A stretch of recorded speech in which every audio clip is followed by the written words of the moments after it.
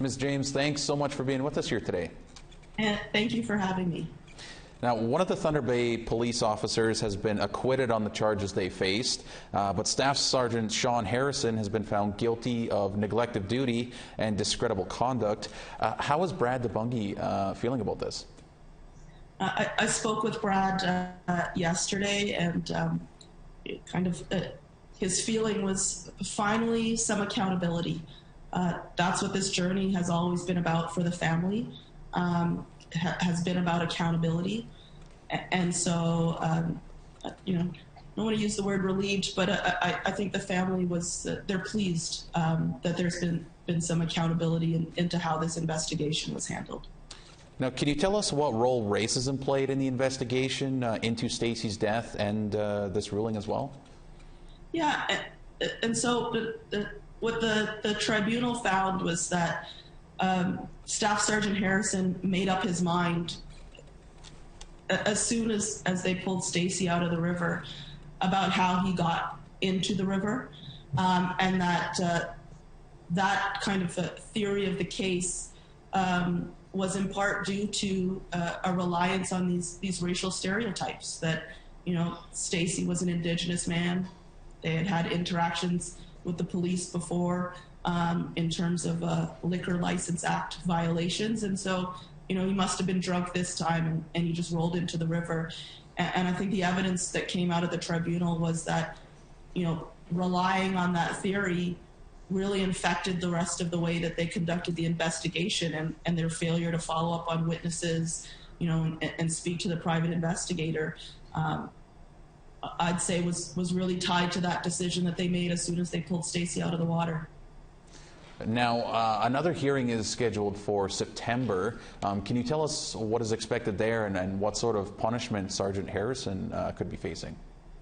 Yeah, so September is going to be a hearing about exactly that. What's the appropriate sentence for Staff Sergeant Harrison? And the Police Service Act has a range of sentencing. It can go from the relinquishing of some banked time that the officer may have, up to a termination of employment. And so, I'm not sure what position all of the parties are going to be taking. We're going to be spending some time really reviewing the decision and the factual findings of the hearing officer. But the family is definitely of the opinion that whatever the discipline, the punishment is for Staff Sergeant Harrison, it needs to be on the high end to really set a message that this type of conduct is not acceptable, and that it won't be tolerated. It really sours the reputation of the Thunder Bay Police Service, and so we're hopeful, and that's what we'll be looking for is to ensure that whatever the sentencing is, it really sends a message. Not only is it punishment for Sergeant Harrison, but it informs other officers that this kind of conduct is not tolerable. All right, and lastly here, this has been dragging out for 7 years, but Brad DeBungee's complaint led to the broken trust report. This police hearing, the OPP are currently reinvestigating Stacy's death. Can you just talk about the importance of Brad launching his complaints? I think the importance of Brad launching the complaint is that it finally really turned a microscope on the Thunder Bay Police Service.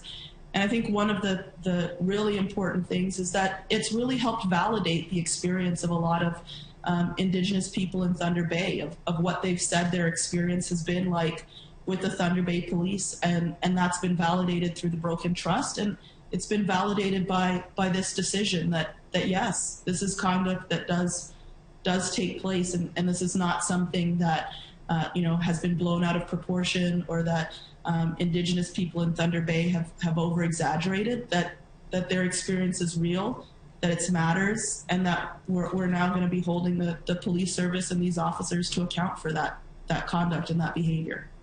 All right, Ms. James, we'll have to leave it there, but we certainly appreciate you taking a few minutes out of your day today to speak with us. Thank you. It was my pleasure, and thanks again for having me. Miigwech.